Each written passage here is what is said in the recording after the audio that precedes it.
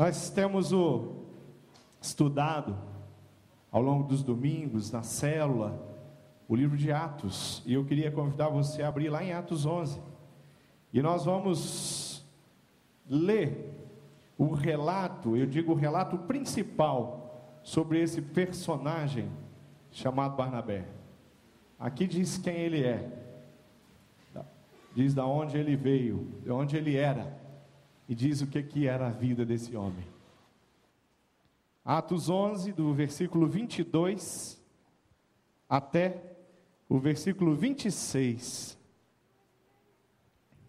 Todos abriram? Digam amém? Só metade, né?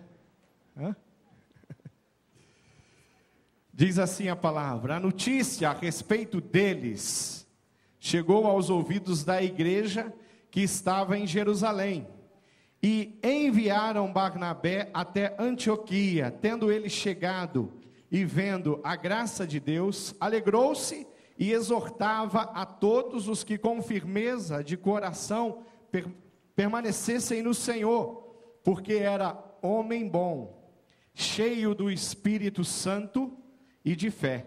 E muita gente se uniu ao Senhor. E partiu Barnabé para Tarso, à procura de Saulo. Tendo-o encontrado, levou-o para Antioquia, e por todo um ano se reuniram naquela igreja e ensinaram numerosa multidão. Em Antioquia foram os discípulos pela primeira vez chamados de cristão. Queridos, poucos versículos, poucas palavras que definem tão bem o que era o homem, o que ele tinha no seu coração, o que ele pensava, o que ele vivia. E a gente pode perceber na vida de Barnabé que de fato ele, através do testemunho, compreendeu o que de fato era ser um cristão.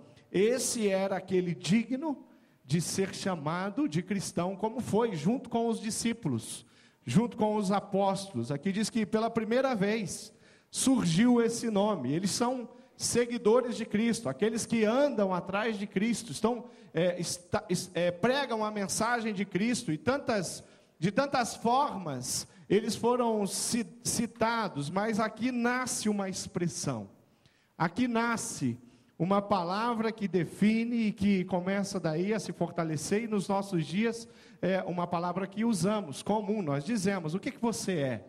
Você é um cristão. Às vezes nós temos um deslize e dizemos que somos batistas, antes de dizermos que somos cristãos. Dizemos que somos assembleianos. Tem assembleianos aí hoje? Sempre tem assembleianos visitando. Tem assembleiano? Levanta a mão. Cadê os assembleianos? Ah, temos assembleianos aqui. Às vezes os assembleianos correm o risco de dizer que são assembleianos antes de dizer que são cristãos, são de Jesus Cristo. Nós somos cristãos e participamos da denominação batista, presbiteriana, Assembleia de Deus, congregacional e tantos grupos que se estabeleceram através da história, em regiões, de tantas formas, foram conhecidos também por um outro nome que se tornou as denominações. Mas somos cristãos, somos filhos do Senhor, somos servos de Deus, somos aqueles que vão fazendo a colheita. Barnabé era uma verdadeira colheitadeira. Você é uma colheitadeira? Diga amém. É ou não é? Barnabé era uma colheitadeira. E às vezes quando a gente pensa em colheita, quando a gente olha lá para o texto de João 4, no versículo 35 do texto de João 4, nós encontramos aquele texto que diz que os campos estão brancos, e que os frutos estão maduros, pronto para quê? Para a colheita. Aí a gente fala: bom, se os campos estão brancos, eu vou sair por aí eu vou falar de Jesus, eu vou entregar folheto no carro, eu vou levar o nosso jornal, a revista IBB que eu peguei domingo, depois que eu ler, eu vou fornecer para alguém da minha família, os meus vizinhos, eu não vou jogá-la no lixo, porque ela é preciosa, tem coisas preciosas que as pessoas podem ler e aprender. Essa semana eu encontrei alguém no hospital, ali na Avenida Iguaçu, e ele falou para mim, eu nunca fui à igreja, né? E eu fui apresentado ali, eu estava visitando a Suzy, que estava internada ali no hospital, e essa pessoa falou para mim assim, olha, eu conheço a sua igreja da revista IBB, eu não fui lá, mas eu vou fazer uma visita, mas eu conheço a sua igreja da revista IBB. Como é que você tem usado a sua revista IBB, né? Nós distribuímos, nós levamos a palavra de Deus, nós encontramos pessoas pelas ruas, muitas pessoas têm o hábito de fazer isso, e não perde a oportunidade de perguntar se aquela pessoa conhece a Jesus, provou Jesus, e isso é a colheita. Você está indo, encontrando as pessoas que o Espírito Santo preparou. Mas colheita não é só isso, não. Uma colheitadeira não faz só isso. Aqui usando a metáfora de Jesus, uma colheitadeira prepara, separa, né? Se você pensar numa colheitadeira, ela faz aquela colheita. Como é que ela consegue colher o trigo e tanto os mecanismos ali, filtros que existem ali, os pedaços do trigal fica e o trigo passa, e você tem ali, e vai enchendo aqueles depósitos gigantescos. Você vai ver alguma coisa ainda hoje no vídeo sobre isso. Queridos, nós somos aqueles que fazem a colheita. Barnabé era um homem que entendeu exatamente qual era o alvo da vida dele. Apresentar Cristo em todos os lugares, por onde ele passava, por onde ele andava, mas preparar os cristãos para continuar seguindo, servindo ao Senhor de todo o coração. E os filhos na fé de Barnabé, como o principal dele, Paulo, o que fizeram depois, se não fazer a mesma coisa, pregar o Evangelho e preparar aqueles que estavam colocando a sua vida à disposição de Jesus a ser um verdadeiro cristão. Um dos discípulos que eu acompanhei, eu compartilhei o amor de Jesus com ele, e eu perguntei se ele queria aceitar Jesus como Senhor e Salvador da vida dele, e ele prontamente disse que sim. Eu quero, você vai fazer uma oração comigo, você vai repetir a minha oração, e eu comecei a fazer aquela oração, e ele fez aquela oração, e ele entregou a vida dele. Naquela oração eu falei, na oração para ele entregar a vida dele, para ele entregar a família dele, eu fui fazer ele entregar tudo, trabalho dele, tudo que eu lembrava, eu fazia na oração. Ele foi uma oração de 40 minutos de entrega de Jesus, né? E eu fui embora, era um discipulado, não foi uma oração. Mas o que aconteceu? E ele começou, e nós começamos a caminhar, e eu comprei uma Bíblia, e dei de presente para ele. O nome dele é James, casado com a Ângela, tem 2 filhinhos, e aí eu dei uma Bíblia, e começamos a nos encontrar para estudar a palavra de Deus. Mas lá no meio da caminhada, há uns 2 meses que nós estávamos nos encontrando, numa das lições que nós estávamos estudando, ali, ele sentiu algo que ele não tinha sentido naquela oração. Ali ele compreendeu a palavra, e a palavra penetrou no coração dele, e nós nem conseguimos mais continuar o discipulado, porque ele chorava, ele sentiu alguma coisa preciosa. E aquele dia eu falei para ele, olha, esse é o dia que você vai anotar nessa Bíblia aí, esse é o dia que você vai colocar que você compreendeu e entendeu. Ele fez uma oração muito importante há 2 meses atrás, mas aquele dia no discipulado ele tinha entendido e compreendido o que ele tinha falado na oração que ele tinha feito há 2 meses atrás. Isso é que o discipulado faz na vida de uma pessoa. Sabe quem alcançou o coração do apóstolo Paulo para Cristo? Não foi Barnabé, foi o Espírito Santo de Deus. Mas sabe quem ensinou Paulo a se tornar um homem dominado pelo Espírito e a viver de acordo com a palavra, com a proposta de Jesus Cristo?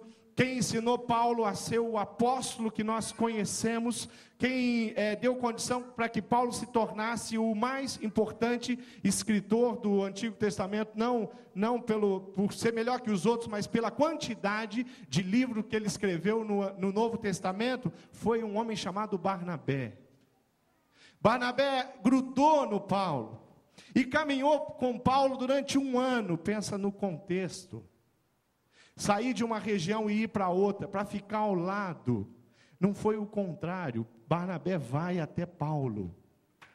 Barnabé foi até onde Paulo estava, para ficar 1 ano do lado desse servo do Senhor, que tinha sido transformado pelo Espírito Santo de Deus cego. Deus já havia mandado Ananias para que curasse ele daquela cegueira que ele teve.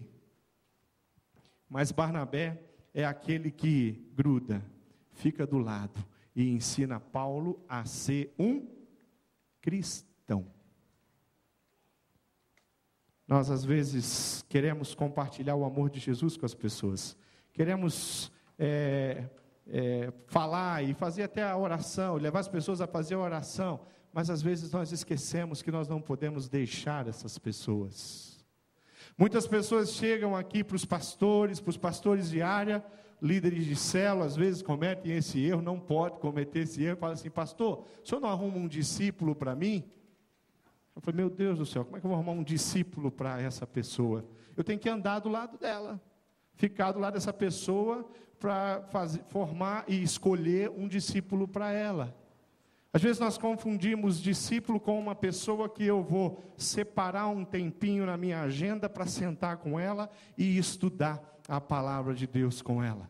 Querido, você vai ensinar essa pessoa a viver com Cristo. Quem andou do lado do Barnabé, quem esteve perto de Barnabé, compreendeu e entendeu que Barnabé foi um dos primeiros. Sabe quando o Espírito Santo de Deus conduziu a igreja primitiva a vender todas as suas posses, vender os terrenos, tudo aquilo que tinha valor, que as famílias da igreja ali em Jerusalém tivessem, quando o Espírito mobilizou a igreja e falou: venda tudo que vocês têm e traga o dinheiro e deposita aos pés dos apóstolos. Barnabé foi um dos primeiros a fazer isso, está ali na Bíblia, Atos 4:36, José, a quem os apóstolos deram o sobrenome de Barnabé, que quer dizer filho da exortação, levita, natural de Chipre, como tivesse um campo, vendendo, trouxe o preço e o depositou aos pés dos discípulos. Era um direcionamento de Deus.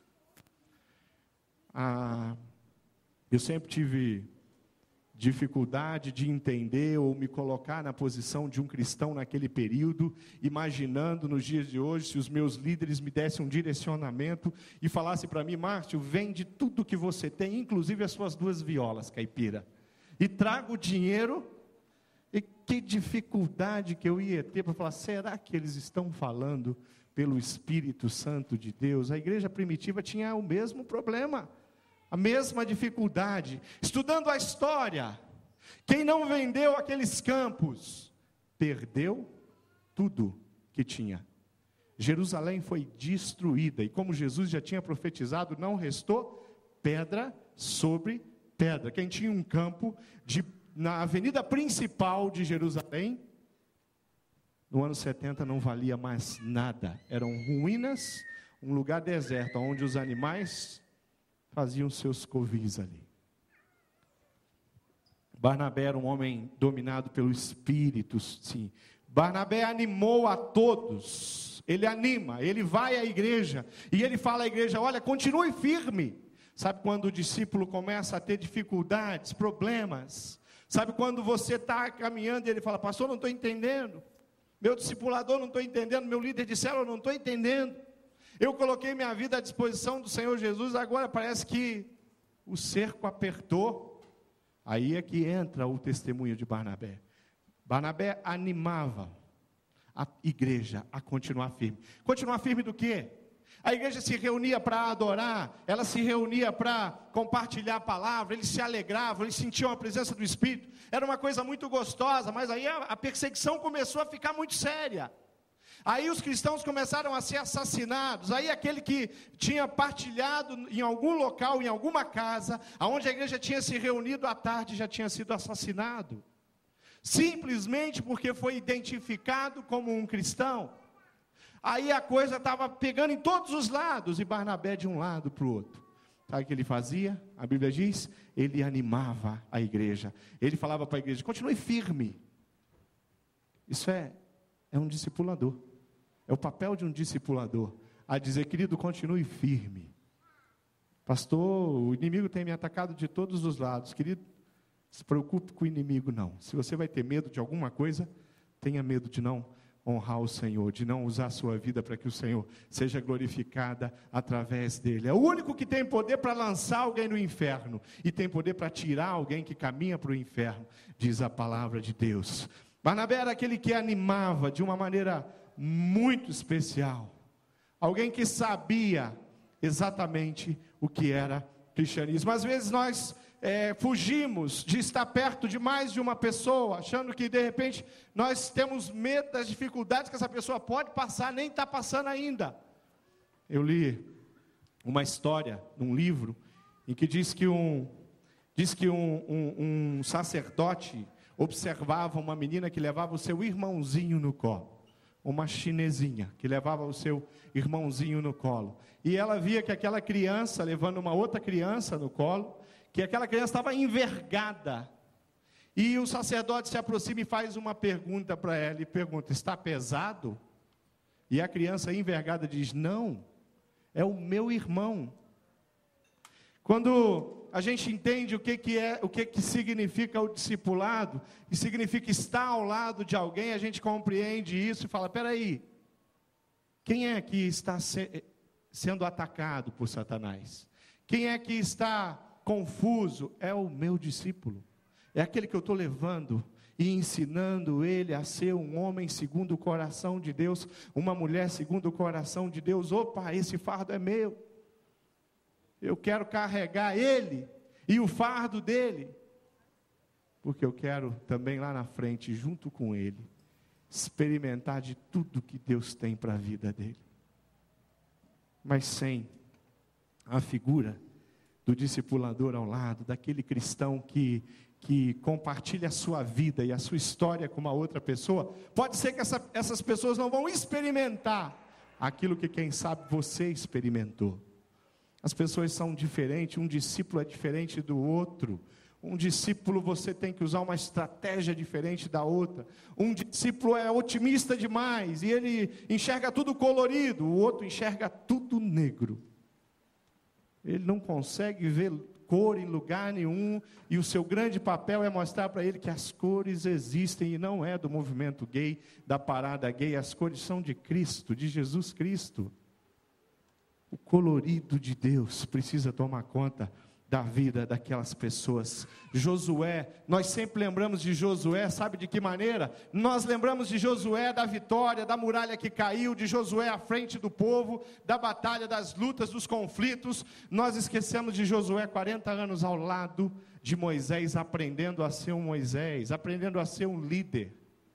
Esquecemos de Josué observando Moisés, quando Moisés estava com o rosto reluzente, que não dava para olhar para ele.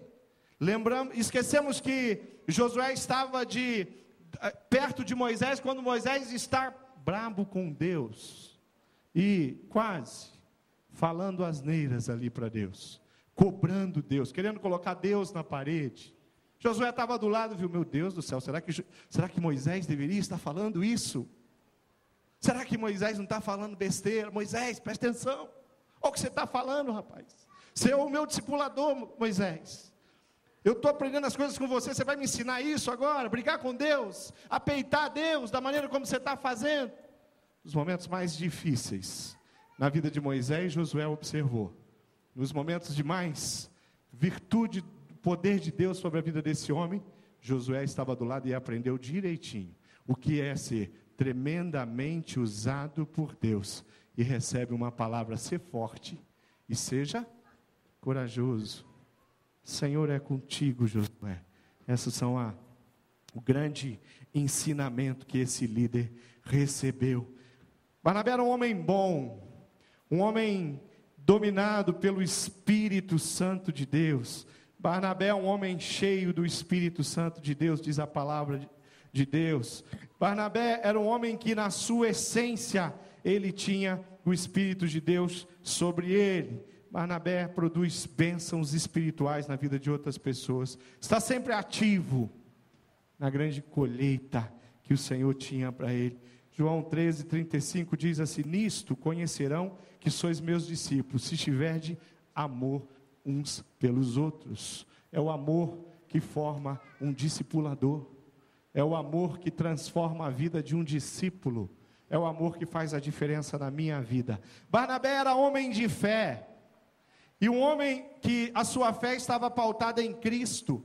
Existem muitos homens de fé no nosso tempo. Dalai Lama é um homem de fé, ele acredita. Chico Xavier foi um homem de fé, ele acreditou piamente durante toda a sua vida que ele falava com as pessoas que já haviam morrido. Ninguém, acho que no Brasil, acreditou tanto nisso como Chico Xavier.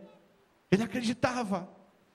Mas a fé de Barnabé não era centrada nos mortos, nem nos vivos, simples mortais. Era centrada na pessoa de Jesus Cristo. Uma fé genuína, uma fé absoluta, uma fé que o fez ser homem segundo o coração de Deus, cheio de espírito, homem de fé. 1 ano ao lado de Paulo, 1 ano servindo a igreja do Senhor Jesus na vida de um servo que fez tanta diferença na minha vida e na sua vida. Quem é mais importante na nossa história hoje, pensando no contexto bíblico, Barnabé ou Paulo? Quem que é? Pode dizer. Eu acho que é os dois, pastor. Eu acho que é um só. Eu acho que é o Paulo. Eu acho que é o... Barnabé é importantíssimo. O cristianismo é feito em construção.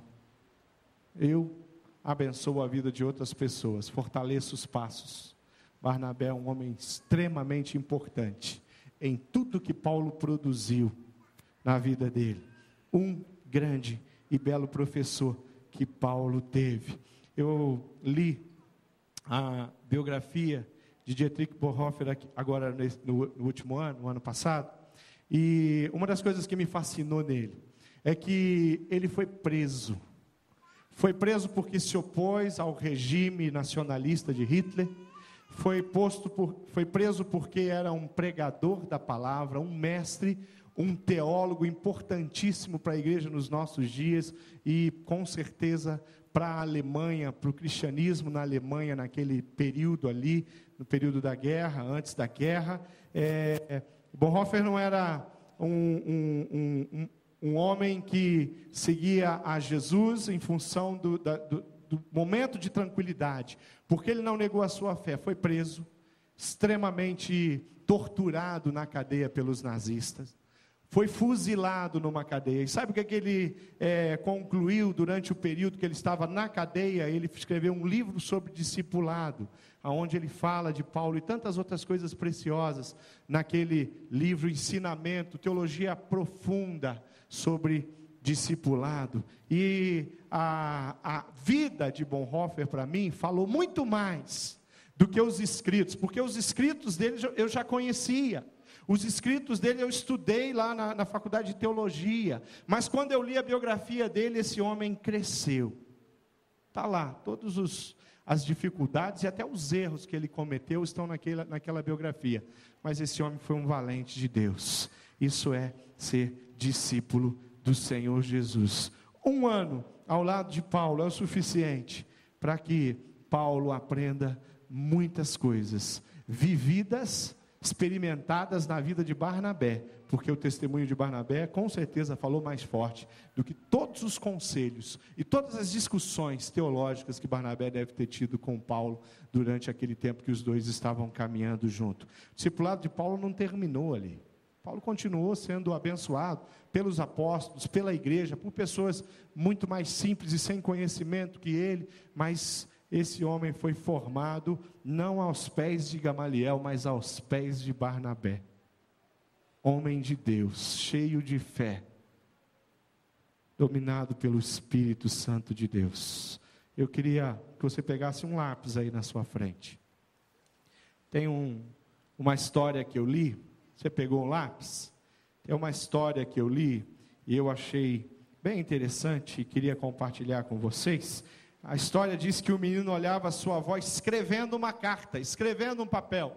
E ela escrevia aquele papel e aquele menino ficou olhando aquele papel e ele, intrigado, falou: vovó, o que você está escrevendo? E ela falou: eu estou escrevendo uma história. Que história você está escrevendo? Ele perguntou. História da nossa vida, da minha vida, da sua vida. E ela olhou para ele e falou: querido, mais importante do que eu estou escrevendo é esse lápis. Eu queria que você fosse como esse lápis. E o menino olhou para um lápis. Quem é que quer ser um lápis aqui? Levanta a mão, né? Ou como um lápis. Queria que você fosse como esse lápis. E ela começou a dar a ele 5 lições sobre o lápis. Primeira, qualidade de um lápis. Primeira lição que ela pôde ensinar para ele com lápis: você pode fazer grandes coisas, mas você não vai conseguir fazer nada se uma mão não estiver te segurando. Essa é uma lição que eu aprendo com lápis. Conduzido por uma mão, ele pode escrever qualquer coisa, ele pode desenhar qualquer coisa. Se Deus, meu netinho, dizia a ela, conduzir você com as mãos dele, você vai fazer grande coisa. Segunda lição, segunda qualidade: de vez em quando eu preciso parar e eu preciso apontar, eu preciso pegar um apontador, e esse apontador é sacrificial para o lápis. Vai tirar pedaço do lápis aqui, mas vai deixar esse lápis em condição de continuar escrevendo, vai deixar esse lápis em condição de produzir alguma coisa, porque senão logo logo ele vai parar de escrever. A mesma coisa acontece na sua vida quando Deus começa a polir você, quando Deus começa a colocar na sua vida as dificuldades que fazem as suas pernas serem fortalecidas, os seus braços serem fortalecidos. Assim como o lápis precisa ser apontado, você também precisa ser apontado. Terceiro ensinamento que nós podemos aprender com lápis, terceira qualidade: o lápis sempre permite que usemos uma borracha diante daquilo que ele escreveu. Se aquilo que foi escrito não é correto, se aquele desenho que foi feito não está bom, tem artistas aqui, se aquele desenho que está perfeito, pega uma borracha, a gente apaga, e a gente faz de novo. Um lápis sempre permite que uma borracha venha e apague aquilo que ele escreveu, para que ele possa escrever de novo, fazer de uma outra forma. Quarta qualidade do lápis, quarto exemplo do lápis: o que realmente importa no lápis não é a madeira, aquilo que nós vemos, não é a camada que tem aqui de látex preta. O que realmente tem valor nesse lápis é o grafite que está dentro do lápis, é o interior, não é o exterior. Na nossa vida é a mesma coisa, o que importa é o que está lá no nosso coração, é o que recebemos do Senhor Jesus e produzimos através da bondade que Barnabé tinha, que eu preciso ter, e bom é o nosso Senhor Jesus Cristo. Então nós podemos aprender essas 4 lições, e a quinta lição que nós podemos aprender com o lápis: ele sempre deixa uma marca. Da mesma maneira, sabe, tudo que você fizer, você vai deixar uma marca. Agora, qual marca você está deixando? O lápis tem esses ensinamentos, e um discípulo e um discipulador, um discípulo de Cristo precisa ter essas qualidades, precisa ser conduzido por Deus, sim, precisa deixar que Deus o leve a lugares muito especiais. Você tem uma identidade, e na sua identidade diz que você é servo de Deus a partir do momento que você entregou a sua vida ao Senhor Jesus. E falando em lápis, tem um grande artista, e esse artista fez uma viagem, chegando à Europa para os compromissos. Gustave Doré é o nome desse artista, e ele chegou ali e ele tinha esquecido nada mais, nada menos, ou perdeu no avião alguma coisa, isso é uma história real, e ele chegou ali naquele aeroporto, entrando naquele país, na Europa, ele não tinha o passaporte.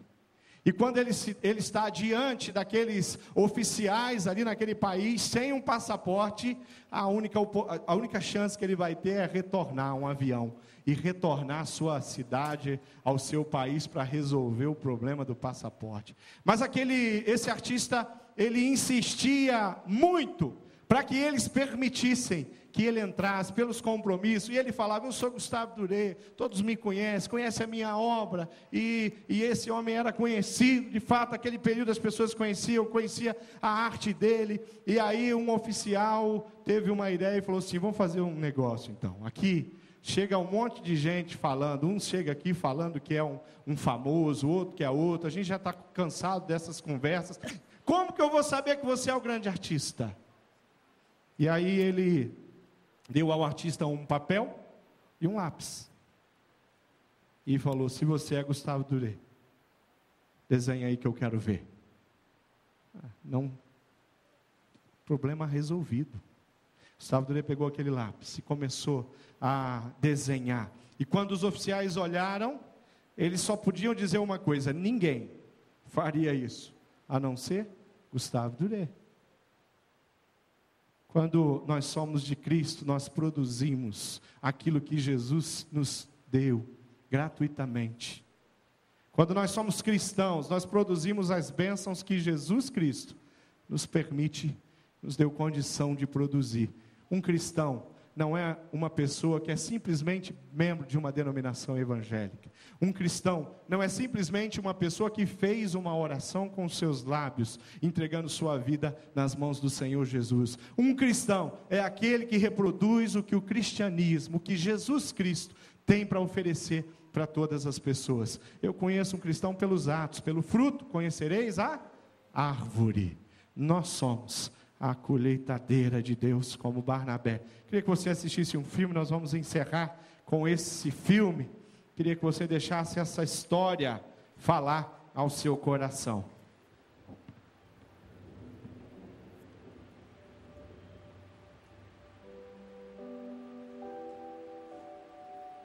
Sempre que Jesus queria atingir o âmago de uma questão, ele falava através de parábolas. Histórias que as pessoas nunca esqueceriam. Quando eu era criança, aconteceu uma coisa comigo que eu nunca esquecerei. Essa história que eu vou contar mudou minha vida para sempre. A colheita.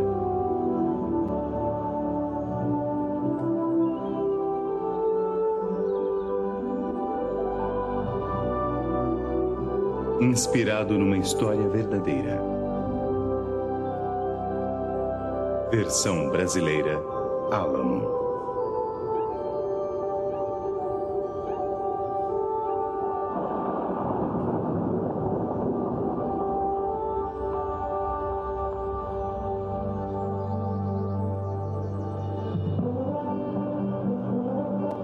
Bom dia. Obrigado por estarem conosco esta manhã. Espero que tenham dormido bem essa noite, porque eu dormi muito bem. A chuva de ontem foi exatamente o que precisávamos. O tempo hoje está bom, e se permanecer assim, nós teremos uma colheita maravilhosa. Muito bem, amigos, continuem conosco. Voltaremos em breve.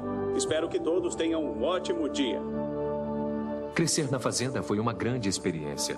Meu pai, minha mãe, meus irmãos, nós fazíamos tudo juntos. Trabalhávamos duro no campo o dia inteiro, enquanto minha mãe preparava verdadeiros banquetes. Senhor, agradecemos pelas bênçãos concedidas, assim como pela comida que o Senhor nos deu. Amém. Amém. Vamos começar. Jerry, me passa o purê de batatas. A hora do jantar era o melhor momento da nossa família. David falava sem parar sobre ser um cowboy e Charlie, por outro lado, estava sempre nos fazendo rir. O jantar certamente era a hora preferida do meu irmão Bob. Eu sou Jerry, o mais velho. Eu tinha que tomar conta de todos esses garotos. Mamãe e papai estavam sempre muito ocupados. Mesmo assim, eles aproveitavam cada oportunidade para nos ensinar alguma coisa nova sobre a fazenda, sobre trabalho duro e principalmente sobre amor e respeito. Posso dizer que éramos uma família muito unida.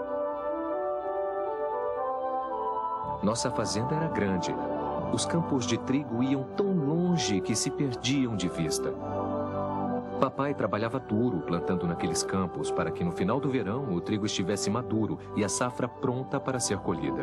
E ele dizia: garotos, quando a colheita estiver pronta, nós teremos que estar preparados ou poderemos perder toda a safra. Eu sabia como era importante a colheita e nunca duvidei nem por um minuto que estaríamos prontos.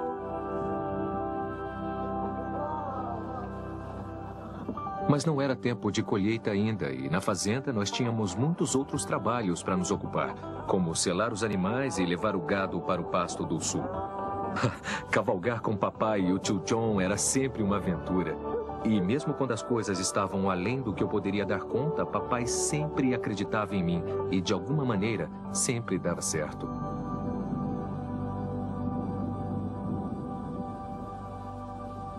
Uma vez que o serviço estava pronto, antes de voltarmos para casa, nós conversávamos, como homens, sobre o trabalho pesado, bons amigos e, é claro, sobre a colheita. Eu nunca deixava aquele pasto sem aprender alguma coisa importante com o meu pai e nunca deixava de levar alguma coisa especial para a mamãe.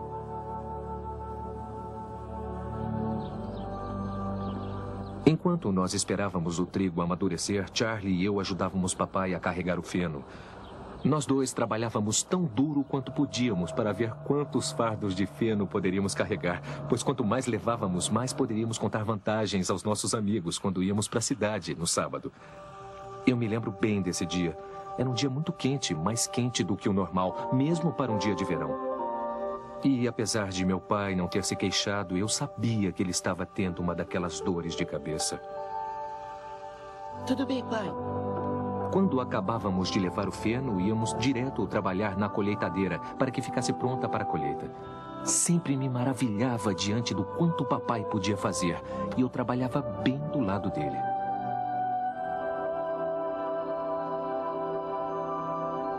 Como de costume, papai nos levou para passear no campo naquele fim de tarde.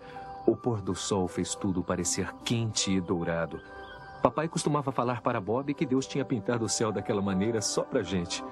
Nós conversávamos sobre o nosso dia, sobre a época da colheita, que agora não demoraria muito a chegar. Papai disse que seria uma grande colheita.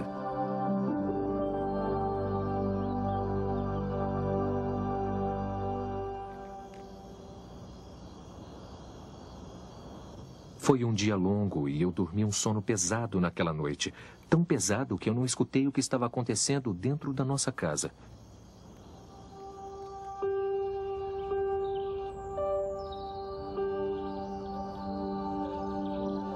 Na manhã seguinte, eu acordei com o som de vozes familiares. Fiquei surpreso, porque era muito cedo. Ei, Charlie, acorda. Por que estavam aqui? O que está acontecendo lá? Eu pensei, o que está acontecendo? Nada, vamos lá. Volta logo. Sim. Escutei mamãe e vovó conversando em voz baixa. Então, mamãe nos chamou. Jerry, Charlie. Dave, preciso falar com vocês. Aconteceu uma coisa com seu pai. Eu olhei nos olhos dela e sabia que era uma coisa ruim. Na noite passada, ele ficou muito doente. Nós tentamos ajudá-lo, mas não havia nada que pudéssemos fazer. Ele acabou morrendo. Seu pai está no céu. Meu pai se foi.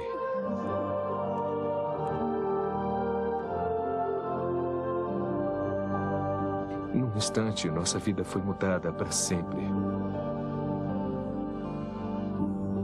As dores de cabeça dele, pensávamos que era só por causa do calor. Era como se o tempo tivesse parado.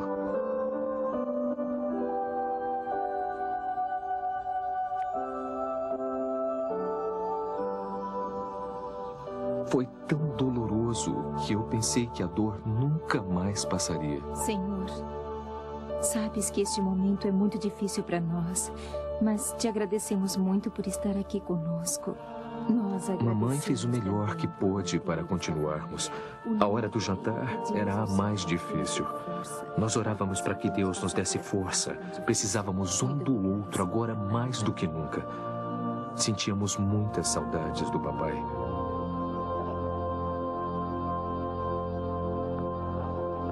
Nos dias seguintes, nós ficamos ocupados demais. Tio John logo veio nos ensinar outros trabalhos. Cada um de nós fazia a sua parte. Até nossa amiga Amy veio nos ajudar. Andávamos pelo campo e conversávamos, tentando achar algum sentido em tudo aquilo. Eu me lembro muito bem que quando seu pai... Foi Amy que me lembrou que quando meu pai precisava de ajuda, ele orava. E isso é o que deveríamos fazer. E nós oramos e conversamos sobre os bons momentos e tentamos olhar para frente. Mas tudo o que eu via eram problemas. Eu estava preocupado com a colheita que viria logo. E como meu pai dizia, se não estivéssemos prontos, nós perderíamos tudo. Eu não podia deixar isso acontecer. Eu não queria perder a colheita. Eu não queria desapontar o meu pai. Sendo o mais velho, eu senti uma grande responsabilidade.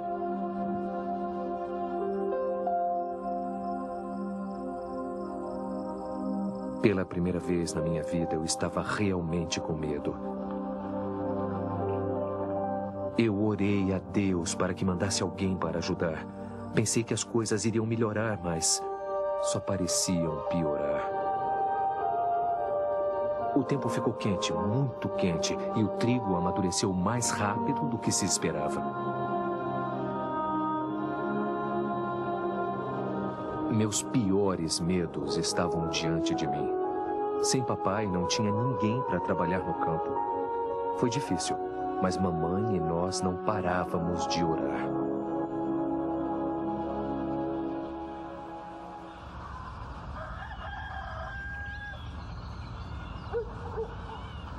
De manhãzinha, Charlie e eu estávamos no celeiro alimentando os cavalos.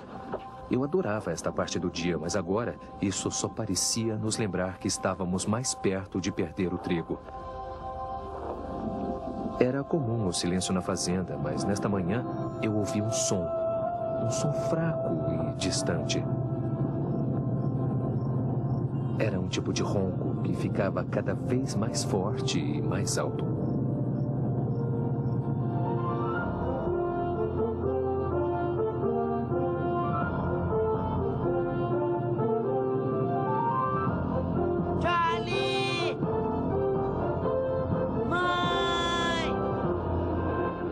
Podia acreditar no que via. Estamos chegando na fazenda. Uma atrás da outra, grandes, enormes colheitadeiras. Parecia que o mundo inteiro estava vindo para nossa fazenda. Olha só! Vem aqui!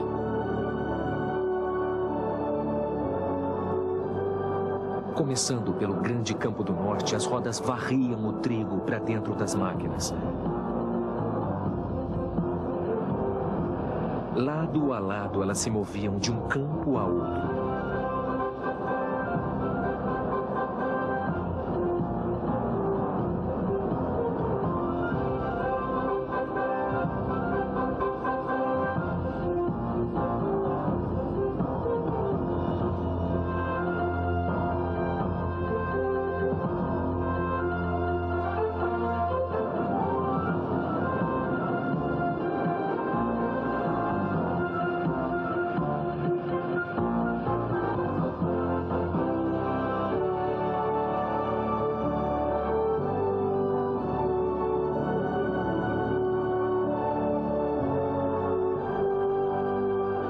Enquanto eu via as máquinas descarregando trigo dourado, eu lembrei do papai e das minhas orações, e então eu entendi que não estava sozinho.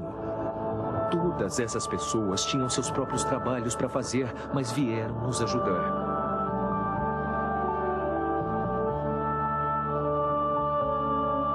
Juntos, eles fizeram o que ninguém poderia ter feito sozinho. Em um dia, eles fizeram toda a colheita.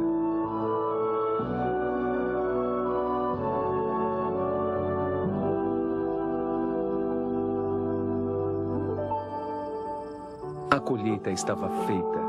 O trigo estava salvo. O campo estava limpo.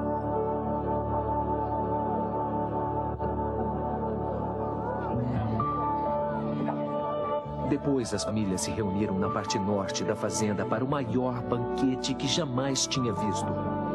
Eu fiquei maravilhado com a quantidade de pessoas que vieram nos ajudar. Era hora de celebrar.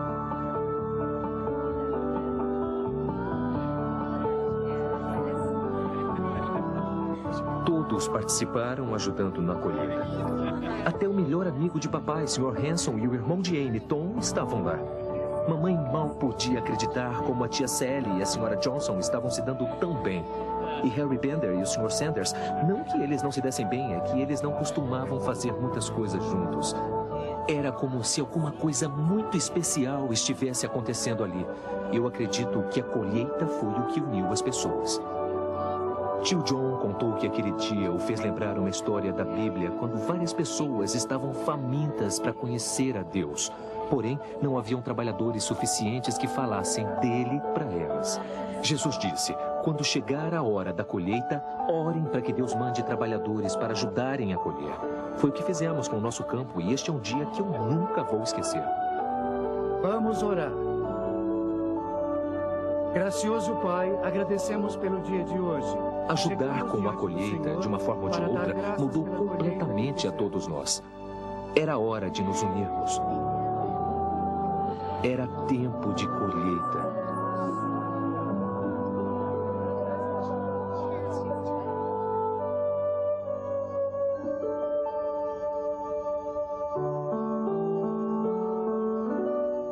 Eu até hoje vou à fazenda e ando pelo campo assim como eu fazia quando eu era criança.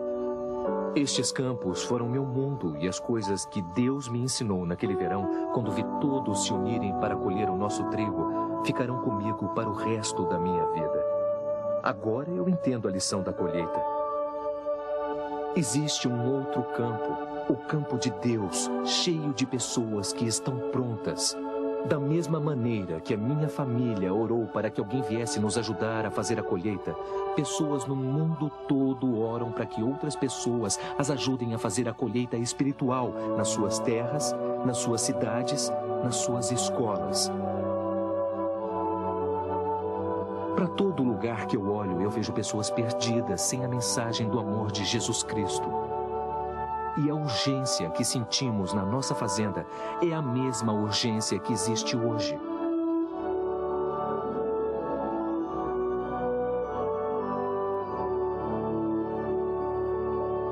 Todos nós podemos fazer alguma coisa. Nós podemos orar, investir, falar de Jesus a um amigo, até mesmo ir para outra terra. Este pode ser o maior tempo de colheita espiritual da história e por isso mesmo, todos somos necessários. É hora de nos unirmos. E eu lhes digo, abram os olhos e vejam os campos. Eles estão maduros para a colheita. É tempo de colheita. Hoje, Jerry e David são homens de negócios vivendo em Colorado e Montana. Bob é um pastor na Califórnia. Charlie está envolvido em missões no mundo todo. E mamãe está vivendo perto da fazenda em North Dakota. Todos eles ajudando na colheita espiritual. Vamos ficar de pé. Ele tem uma frase que o menino fala, diz: quando a colheita estiver pronta, precisamos estar preparados. Eu tenho uma notícia, a colheita está pronta. Vira para o seu irmão aí, chorão, e diga para ele assim, ó: a colheita está pronta. Você é a colheitadeira. Diga para ele que ele é uma colheitadeira e que ele precisa ser um Barnabé. Eu queria orar com você, querido. Eu queria fechar esse culto orando, adorando, reconhecendo Jesus Cristo que é nosso Senhor e aceitando o desafio de ser sim aqueles que vão pela cidade, em todos os lugares, nas escolas, como diz ali, nas empresas, nas casas, na sua família, levando o amor de Jesus através de tudo que você aprendeu. Vamos orar? Feche seus olhos. Feche seus olhos. Onde você está? Só levanta a mão dizendo para mim assim: pastor, eu preciso mudar o meu estilo de vida, o meu jeito de ser cristão. Eu preciso me envolver mais com pessoas. Eu preciso me envolver a médio e longo prazo com as pessoas. Eu preciso passar um ano, dedicar um ano ao lado de uma pessoa de uma forma muito próxima. Levanta a mão, fala assim: eu preciso fazer isso. Olha aí, quantas pessoas dizendo que precisam fazer isso. Nós precisamos nos envolver e transformar a vida das pessoas através da palavra de Deus. Esse é o desafio que você está recebendo e vai continuar recebendo. Esse é o desafio que nós temos como igreja. Vamos orar? Deus amado, nós nos colocamos à tua disposição e declaramos que tu és o nosso Deus, o nosso Rei. Declaramos que queremos sim, Pai, ser Barnabés que vão por todos os cantos, ensinando as pessoas a respeito das tuas verdades. Declaramos que não queremos, Deus, ficar intimidados com as limitações, as dificuldades, os ataques de Satanás na nossa vida, na vida de qualquer pessoa que amamos. Queremos nos apresentar diante dos nossos colegas de trabalho, dos nossos vizinhos, como Barnabés, aqueles que vão caminhar ao lado e vão ensinar essas pessoas a conhecer o Senhor profundamente, Pai, principalmente através da palavra de Deus vivida na nossa vida, no nosso testemunho, na nossa história, no nosso casamento, Jesus, no nosso jeito de ser pai, de ser mãe, de ser profissional, de ser cidadão, de sermos servos do Senhor dedicados, com a nossa vida de oração, com o nosso louvor, a nossa súplica, com as dificuldades que surgem no nosso dia a dia. As pessoas vão poder ver, Pai, que nós servimos a um Deus que é fiel, que é tremendo. Nos ajude, Jesus, para que sejamos como Barnabé, sim, e que entendamos, Pai, que a colheita está diante de nós e os frutos já estão amadurecidos e eles não sabem que estão maduros, eles não estão, Deus, com as suas mãos erguidas. Nós vamos ajudá-los a levantar as mãos e se entregar de corpo e alma ao Jesus Cristo Todo-Poderoso. Nós te amamos, Pai, de coração, e louvamos o teu nome. Em nome de Jesus oramos.